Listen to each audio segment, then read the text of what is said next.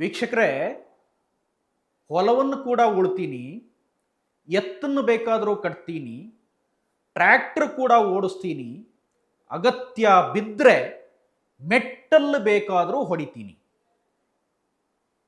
ಸವದಿಯವರ ಈ ಅಣಿಮುತ್ತುಗಳನ್ನು ನಿಮಗೆ ಕೇಳಿಸಿದ ನಂತರ ನಾನು ನನ್ನ ಮಾತನ್ನು ನಂತರ ಆಡ್ತೀನಿ. ನಾನೊಬ್ಬ ರೈತನ ಹೊಟ್ಟೆಲಿ ಹುಟ್ಟಿದ್ದೇನೆ, ಎತ್ತನ್ನು ಹೊಡಿತೀನಿ, ಟ್ರ್ಯಾಕ್ಟರ್ ಹೊಡಿತೀನಿ, ಪ್ರಸಂಗ ಬಂದ್ರೆ ಅನ್ಯಾಯ ಮಾಡ್ಲಿಕ್ಕೆ ಬಂದವನ ಮೆಟ್ಟಲನ್ನು ಹೊಡಿತೀನಿ. ಅಥಣಿ ಕ್ಷೇತ್ರದ ಶಾಸಕ ಲಕ್ಷ್ಮಣ್ ಸವದಿ ಅವರ ನುಡಿಮುತ್ತುಗಳಿವು. ಕ್ಷೇತ್ರದಲ್ಲಿ ಒಂದು ಕಾರ್ಯಕ್ರಮ ಇರುತ್ತೆ. ಕಾರ್ಯಕ್ರಮದಲ್ಲಿ ಲಕ್ಷ್ಮಣ್ ಸವದಿ ಭಾಗಿಯಾಗಿರ್ತಾರೆ. ಲಕ್ಷ್ಮಣ್ ಸವದಿ ಯಾಕಾಗಿ ಈ ಮಾತನ್ನ ಆಡಿದ್ರು? ಮೆಟ್ಟಲು ಬೇಕಾದರೂ ಹೊಡಿತೀನಿ ಅಥವಾ ಚಪ್ಪಲಿಯಲ್ಲಿ ಬೇಕಾದರೂ ಹೊಡಿತೀನಿ ಅಂದಿದ್ದು ಯಾರಿಗೆ? ಇಂಥ ಅಣಿಮುತ್ತುಗಳನ್ನು ಉದುರಿಸೋದಕ್ಕೆ ಕಾರಣ ಏನು ಅಂತ ನೋಡಿದರೆ, ಬೆಳಗಾವಿ ರಾಜಕಾರಣವನ್ನು ಅಲ್ಪ ಸ್ವಲ್ಪ ಬಲ್ಲಂತಹ ಅಥವಾ ಅಲ್ಪ ಸ್ವಲ್ಪ ನಿಮ್ಮ ಅರಿವಿಗೆ ಬಂದಂತಹ ಅಥವಾ ಅಲ್ಪ ಸ್ವಲ್ಪವನ್ನು ತಿಳಿದುಕೊಂಡಂತಹ ಜನರಿಗೆ ಈ ಮಾತನ್ನು ಯಾರಿಗೆ ಹೇಳಿದರು ಅನ್ನೋದು ಖಂಡಿತ ಅರ್ಥವಾಗಿರುತ್ತೆ. ಎಲ್ಲೂ ಕೂಡ ರಮೇಶ್ ಜಾರಕಿಹೊಳಿಯವರ ಹೆಸರೆತ್ತದೆ. ಮಾತಲ್ಲಿ ಎಲ್ಲೂ ಕೂಡ ಅವರ ಹೆಸರಿನ ಪದವನ್ನು ಬಳಸದೆ ರಮೇಶ್ ಜಾರಕಿಹೊಳಿಯವರಿಗೆ ಟಾಂಗ್ ಕೊಡುವ ಕೆಲಸವನ್ನು, ರಮೇಶ್ ಜಾರಕಿಹೊಳಿಯವರ ಮೇಲೆ ಆಕ್ರೋಶ ಹೊರಹಾಕುವ ಕೆಲಸವನ್ನು ಅಥವಾ ರಮೇಶ್ ಜಾರಕಿಹೊಳಿಯವರನ್ನು ಮಾತಿನಲ್ಲೇ ಹಣಿಯುವ ಪ್ರಯತ್ನವನ್ನು ಲಕ್ಷ್ಮಣ್ ಸವದಿ ಮಾಡಿದ್ದಾರೆ. ರಾಜಕಾರಣಿಗಳಾದಂಥವರಿಗೆ ಆಣೆ ಪ್ರಮಾಣ ಮಾಡೋದಿರಲಿ, ಈ ರೀತಿ ಮೆಟ್ಟು ಮತ್ತೊಂದು ಅನ್ನೋದನ್ನು ಬಳಸುವಂಥದ್ದು ಈಗಿನ ರಾಜಕೀಯದಲ್ಲಿ ಸರ್ವೇ ಸಾಮಾನ್ಯ ಅನ್ನೋ ಹಂಗಾಗ್ಬಿಟ್ಟಿದೆ. ನಮ್ಮ ರಾಜಕಾರಣಿಗಳನ್ನು ಇತ್ತೀಚೆಗೆ ನೀವು ಸುಮಾರಷ್ಟು ರಾಜಕಾರಣಿಗಳನ್ನು ನೋಡ್ತೀರಿ. ಇಂತಹ ಅಣಿಮುತ್ತುಗಳನ್ನೇ ವೇದಿಕೆಯ ಮೇಲೆ ಆಡಿ ಅಥವಾ ಇಂತಹ ನುಡಿಮುತ್ತುಗಳನ್ನೇ ವೇದಿಕೆ ಮೇಲೆ ಆಡೋದರ ಮೂಲಕ ತಮ್ಮ ಪರವಾದ ಜನರನ್ನು ರಂಜಿಸೋದು ಅಥವಾ ತಮ್ಮ ಪರವಾಗಿ ನಮ್ಮ ನಾಯಕ ಹೆಂಗೆ ಮಾತಾಡ್ದ ನೋಡಿ ಅನ್ನೋದನ್ನು ಅವ್ರ ಮುಂದೆ ಇಡೋದು ಏನೋ ಒಂದು ರೀತಿ ಇದೊಂದು ರೀತಿ ಚಾಳಿ ಆಗ್ಬಿಟ್ಟಿದೆ. ಏನಾಗಿತ್ತು ಇವರಿಬ್ಬರ ನಡುವೆ? ರಮೇಶ್ ಜಾರಕಿಹೊಳಿ ಮತ್ತು ಲಕ್ಷ್ಮಣ್ ಸವದಿ ಬದ್ಧ ವೈರಿಗಳಾಗುವುದಕ್ಕೆ ಕಾರಣ ಏನು ಅಂತ ಅಲ್ಪ ಸ್ವಲ್ಪ ಏನಾದರೂ ನೀವು ನೋಡಿದರೆ, ಒಂದಿಷ್ಟು ಇತಿಹಾಸವನ್ನು ನೋಡಿದರೆ, ಕಳೆದ ಕೆಲವು ವರ್ಷಗಳಿಂದ ಇವರ ನಡುವೆ ಒಂದು ರೀತಿಯಾದ ವೈಷಮ್ಯ ಇದೆ. ಯಾವಾಗಿಂದ? 2018ರಲ್ಲಿ ಈ ರಮೇಶ್ ಜಾರಕಿಹೊಳಿಯವರು 18 ಜನರ ಪಡೆಯನ್ನು ಕಟ್ಕೊಂಡು ಏನು BJPಗೆ ಬಂದ್ರಲ್ಲ, ಆಗಿನಿಂದನೂ ಕೂಡ ಈ ಲಕ್ಷ್ಮಣ್ ಸವದಿ ಮತ್ತು ರಮೇಶ್ ಜಾರಕಿಹೊಳಿಯವರಿಗೆ ತಾಳಮೇಳ ಸರಿ ಹೋಗ್ತಾ ಇಲ್ಲ. ಒಂದಿಷ್ಟು ಜಂಗಿ ಕುಸ್ತಿಗಳು, ಮಾತಿನ ವೈಖರಿ ಅಥವಾ ಮಾತಿನ ಯುದ್ಧ ಇವೆಲ್ಲವೂ ಆಗಾಗ ನಡೀತಾನೆ ಇರುತ್ತೆ. 2018ರ ಚುನಾವಣೆಯಲ್ಲಿ BJP ಟಿಕೆಟನ್ನು ಮಹೇಶ್ ಕುಮಟಳ್ಳಿ ಅವರಿಗೆ ನೀಡೋದರಲ್ಲಿ ಅಥವಾ ಅವರಿಗೆ ಟಿಕೆಟ್ ಕೊಡಿಸೋದರಲ್ಲಿ ರಮೇಶ್ ಜಾರಕಿಹೊಳಿ ಸಫಲರಾಗ್ತಾರೆ.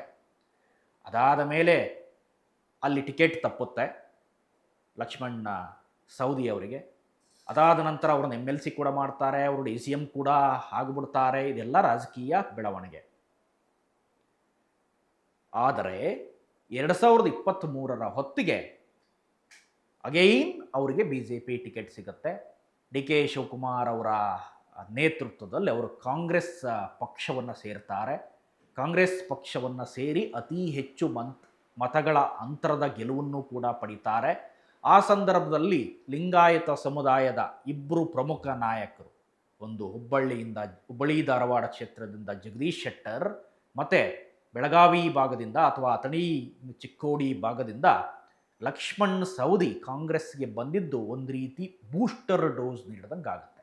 ಲಿಂಗಾಯತ ಮತ ಸಮುದಾಯದಲ್ಲಿ ಅಥವಾ BJPಯಲ್ಲಿ ಲಿಂಗಾಯತರಿಗೆ ಮರ್ಯಾದೆ ಇಲ್ಲ, BJPಯಲ್ಲಿ ಲಿಂಗಾಯತರಿಗೆ ಮಾನ್ಯತೆ ಕೊಡ್ತಾ ಇಲ್ಲ ಅನ್ನೋ ಕಾರಣಕ್ಕೆ ಅವರು ಕಾಂಗ್ರೆಸ್ಗೆ ಸೇರಿ ಜಗದೀಶ್ ಶೆಟ್ಟರ್ ಸೋಲನ್ನು ಅನುಭವಿಸಿದರೆ, ಈ ಕಡೆ ಲಕ್ಷ್ಮಣ್ ಸವದಿ ಭಾರೀ ಮತಗಳ ಅಂತರದಿಂದ ಮಹೇಶ್ ಕುಮಟಳ್ಳಿ ಅವರನ್ನು ಸೋಲಿಸ್ತಾರೆ.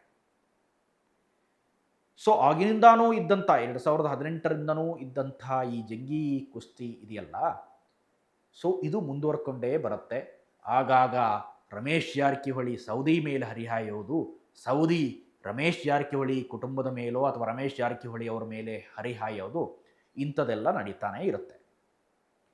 ಇತ್ತೀಚೆಗೆ ರಮೇಶ್ ಜಾರಕಿಹೊಳಿ ಅವರು ಒಂದು ಮಾತು ಹೇಳಿದರು. ಈ ಗಲಾಟೆ ಆರಂಭ ಆಗೋದ ಕಾರಣವನ್ನು ನಾನು ನಿಮಗೆ ಹೇಳ್ತಾ ಇದ್ದೀನಿ.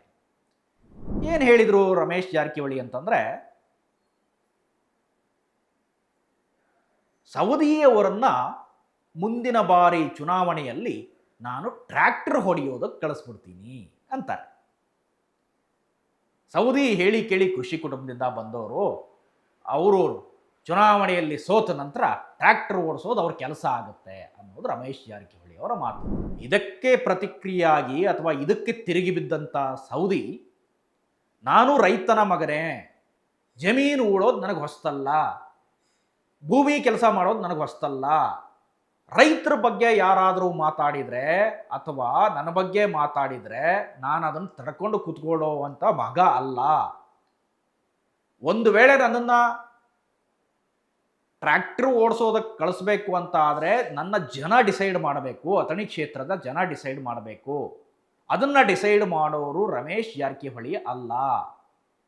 ರಮೇಶ್ ಜಾರಕಿಹೊಳಿಗೆ ಈ ಅಧಿಕಾರ ಇಲ್ಲ, ಈ ಮಾತನಾಡುವಂಥ ಅಧಿಕಾರ ಇಲ್ಲ ಅನ್ನೋದನ್ನು ಸೂಚ್ಯವಾಗಿ ರಮೇಶ್ ಜಾರಕಿಹೊಳಿಗೆ ಮುಟ್ಟಿಸುವಂಥ ಪ್ರಯತ್ನವನ್ನು ರಮೇಶ್ ಜಾರಕಿಹೊಳಿಯವರ ಹೆಸರನ್ನು ಎತ್ತದೇನೆ ಸೌದಿ ಮಾಡಿದ್ದಾರೆ. ಮಾಧ್ಯಮಗಳೆಲ್ಲ ಒಂದು ಪ್ರಶ್ನೆ ಕೇಳುತ್ತೆ ಸೌದಿ ಅವರಿಗೆ, ಏನೋ ಆವೇಶದಲ್ಲಿ ಮಾತಾಡ್ಬಿಟ್ರ ಮೆಟ್ಟಲ್ ಹೊಡಿತೀನಿ ಅಂತ ಕೇಳ್ತಾರೆ. ಮತ್ತೆ ಅಗೈನ್ ಪ್ರೆಸ್ ಮೀಟ್ ಆದಂಥ ಸಂದರ್ಭದಲ್ಲಿ ನೋ ನೋ ನೋ ನೋ ಆ ರೀತಿ ಯಾವುದೇ ಚಾನ್ಸಸ್ ಇಲ್ಲ, ನಾನು ಬಹಳ ಕಾನ್ಷಿಯಸ್ ಆಗೇ ಮಾತಾಡಿದ್ದೀನಿ. ನನ್ನ ಆರೋಗ್ಯ ಸ್ಥಿತಿ, ದೇಹದ ಸ್ಥಿತಿ ಮತ್ತು ಮನಸ್ಸಿನ ಸ್ಥಿತಿ ಎಲ್ಲವೂ ಕೂಡ ಸರಿ ಇದೆ. ನನ್ನ ಪೂರ್ವಜರು ಕೂಡ ಈ ರೀತಿ ಟ್ರ್ಯಾಕ್ಟರ್ ಓಡಿಸ್ಕೊಂಡೇ ಬಂದವರು ಅಥವಾ ಹೊಲವನ್ನು ಉಳ್ಕೊಂಡೇ ಎತ್ತನ್ನು ಸ್ಕೂಟಿ ಮಾಡಿಕೊಂಡೇ ಬಂದಂಥವ್ರು. ಸೊ ನನಗಿದು ಹೊಸ ಕೆಲಸ ಅಲ್ಲ, ನನಗಿನ್ನೂ ಶಕ್ತಿ ಇದೆ, ಟ್ರ್ಯಾಕ್ಟರ್ ಓಡಿಸೋದಕ್ಕೂ ಶಕ್ತಿ ಇದೆ, ಮೆಟ್ಟಲ್ ಹೊಡೆಯೋದಕ್ಕೂ ಶಕ್ತಿ ಇದೆ ಅನ್ನೋ ರೀತಿಯಲ್ಲಿ ರಮೇಶ್ ಜಾರಕಿಹೊಳಿಯವರಿಗೆ ಟಾಂಗ್ ಕೊಡುವಂಥ ಕೆಲಸ ಆಗಿದೆ. ಈ ಮೂಲಕ ಬೆಳಗಾವಿ ರಾಜಕಾರಣದಲ್ಲಿ ಮತ್ತೊಮ್ಮೆ ಸೌದಿ ವರ್ಸಸ್ ಜಾರಕಿಹೊಳಿ ಯುದ್ಧ ಶುರುವಾಗಿದೆ. ವೇದಿಕೆ ಮಾತಾಡೋದಕ್ಕೋ ಸೌದಿ ಅವ್ರು ತಾಳ್ಮೆ ಕಳ್ಕೊಂಡ್ರ ಅಂತ. ನಾನು ಯಾವತ್ತೂ ತಾಳ್ಮೆ ಕಳ್ಕೊಂಡಿಲ್ಲ, ತಾಳ್ಮೆ ಇಟ್ಕೊಂಡೇ ಮಾತಾಡಿ. ಯಾರಿಗೆ ಏನೇನು ಸಂದೇಶ ಕೊಡ್ಬೇಕು ಅದನ್ನು ಕೊಡೋಗೋಸ್ಕರ ಮಾತಾಡಿ. ತಾಳ್ಮೆ ಕಳ್ಕೊಳ್ಳಿ. ಆರೋಗ್ಯ ಸರಿ ಇದೆ, ತಲೆ ಸರಿ ಇದೆ ಮತ್ತು ನನ್ನ ಚಿತ್ತ ಸರಿಯಾದ ದಿಕ್ಕಿನಲ್ಲಿ ಹೊಂಟಿದೆ. ಒಂದಿಷ್ಟು ಮಾತಿದ್ವು ಈ ಹಿಂದೆ, ಅದು ಸತ್ಯನೋ ಸುಳ್ಳೋ ಅನ್ನೋದು ಬೇರೆ. ಕಾಂಗ್ರೆಸ್ನಲ್ಲಿ ಸೌದಿಗೆ ಸಚಿವ ಸ್ಥಾನ ನೀಡಿಲ್ಲ, ಹಾಗಾಗಿ ಯಾವಾಗಲೂ RSS ಮೂಲದ ಸೌದಿ ಮತ್ತೆ BJPಗೆ ವಾಪಸ್ ಹೋಗ್ಬಿಡ್ತಾರೆ ಅನ್ನೋ ಮಾತು. ಅದೇ ರೀತಿ ರಮೇಶ್ ಜಾರಕಿಹೊಳಿಗೆ BJPಯಲ್ಲಿ ಅಂಥ ಮರ್ಯಾದೆ ಕೊಡ್ತಾ ಇಲ್ಲ, ಅವ್ರ ಮಾತುಗಳು ಏನೂ ನಡೀತಾ ಇಲ್ಲ. ವಿಜೇಂದ್ರ ಬಣಕ್ಕೂ ರಮೇಶ್ ಜಾರಕಿಹೊಳಿ ಬಣಕ್ಕೂ ತಾಳಮೇಳ ಇಲ್ಲ, ಹಂಗಾಗಿ ಅವರು ಮತ್ತೆ ಮರಳಿ ಕಾಂಗ್ರೆಸ್ಗೆ ಬಂದ್ಬಿಡ್ತಾರೆ ಅನ್ನೋದು. ಈ ಮಾತು ಚಾಲ್ತಿಯಲ್ಲಿರುವಾಗಲೇ ಮತ್ತಗೈನ್ ಇಬ್ಬರ ನಡುವೆ ಯುದ್ಧ ಶುರುವಾಗಿದೆ. ಒಂದು ಕಡೆ BJPಗೆ ಸೌದಿ ಬರೋದಕ್ಕೆ ರಮೇಶ್ ಜಾರಕಿಹೊಳಿ ವಿರೋಧ, ಕಾಂಗ್ರೆಸ್ಗೆ ರಮೇಶ್ ಜಾರಕಿಹೊಳಿ ಬರೋದಕ್ಕೆ ಸೌದಿಯ ವಿರೋಧ. ಸೊ ಒಟ್ಟರೆ ಇಬ್ಬರಲ್ಲೂ ವಿರೋಧ ಇದೆ. ಸೌದಿ ಮೂಲ ಪಕ್ಷದವರು ಮೂಲ BJPಗರು ಮತ್ತು BJPಗೆ ಹೋಗ್ಬಿಡ್ತಾರ, ಅಥವಾ ಮೂಲ ಕಾಂಗ್ರೆಸ್ಸಿಗರು ಸಿದ್ದರಾಮಯ್ಯನ ಪರವಾದಂಥವರು ರಮೇಶ್ ಜಾರಕಿಹೊಳಿ ಮತ್ತೆ ಕಾಂಗ್ರೆಸ್ಸಿಗೆ ಬರ್ತಾರ ಅನ್ನೋ ಚರ್ಚೆ ಇರುವಾಗಲೇ ಈ ಮೆಟ್ಟಿನ ಚರ್ಚೆ ಎದ್ದಿದೆ. ಚಪ್ಪಲಿಲಿ ಹೊಡಿತೀನಿ ಅನ್ನೋ ಚರ್ಚೆ ಎದ್ದಿದೆ. ಯಾರಿಗೆ ಚಪ್ಪಲಿಲಿ ಹೊಡಿತಾರೋ ಅಥವಾ ಏನರಲ್ಲಿ ಹೊಡಿತಾರೋ ಗೊತ್ತಿಲ್ಲ, ಆದರೆ ರಾಜಕಾರಣಿಗಳಂತೂ ತಮ್ಮ ಮಾತಿನ ನಾಗಾಲೋಟದಲ್ಲಿ ಅಥವಾ ಎಲ್ಲೇ ಮೀರಿ ಮಾತಾಡ್ತಾ ಇರೋದು ಕರ್ನಾಟಕ ರಾಜಕಾರಣದಲ್ಲಿ ಅಥವಾ ಬೆಳಗಾವಿ ರಾಜಕಾರಣದಲ್ಲಿ ಮತ್ತೊಮ್ಮೆ ಮುಂದುವರೆದಿದೆ. ಬೆಳಗಾವಿ ರಾಜಕಾರಣದ ಇತಿಹಾಸ ನಿಮಗೆ ಗೊತ್ತೇ ಇದೆ. ಒಂದಲ್ಲ ಒಂದು ರೀತಿಯಲ್ಲಿ ಬೆಳಗಾವಿ ಬೆಂಕಿ ಆರೋದೇ ಇಲ್ಲ. ಅದು ರಾಜಕಾರಣಿಗಳಲ್ಲಿರ್ಬೋದು, ಗಡಿ ವಿವಾದ ಸುದ್ದಿ ಇರ್ಬೋದು, ಹೀಗೆ ಹಲವು ವಿಚಾರಗಳಲ್ಲಿ ಬೆಳಗಾವಿ ಸುದ್ದಿ ಆಗ್ತಾನೆ ಇರುತ್ತೆ. ಈಗ ಎಲ್ಲಿ ನೋಡಿದ್ರೂ ಬೆಳಗಾವಿಯ ಅಥವಾ ಚಿಕ್ಕೋಡಿಯ ಪರಿಸ್ಥಿತಿ ಏನಿದೆ ಅಂದರೆ ಈ ಮೆಟ್ಟಿನ ಬಗ್ಗೆಯೇ ಚರ್ಚೆ ಆಗ್ತಾ ಇದೆ. ಇದಿಷ್ಟು ಈ ಕ್ಷಣದ ಅಪ್ಡೇಟ್ಸ್. ಇಂಥದ್ದೇ ಮತ್ತಷ್ಟು ಕಂಟೆಂಟ್ಗಾಗಿ ನೋಡ್ತಾ ಇರಿ ಸುಮನ್ ಟಿವಿ ಕನ್ನಡ. ಹಾಗೆಯೇ ನೀವೇನಾದರೂ ನಮ್ಮ ಚಾನಲನ್ನು ಸಬ್ಸ್ಕ್ರೈಬ್ ಮಾಡಿಲ್ಲ ಅಂತಾದರೆ ದಯವಿಟ್ಟು ಈ ಕೂಡಲೇ ಸಬ್ಸ್ಕ್ರೈಬ್ ಮಾಡಿ, ಶೇರ್ ಮಾಡಿ, ಲೈಕ್ ಮಾಡಿ ಮತ್ತು ಕಮೆಂಟ್ ಮಾಡೋದನ್ನು ಮರಿಬೇಡಿ. Thank you.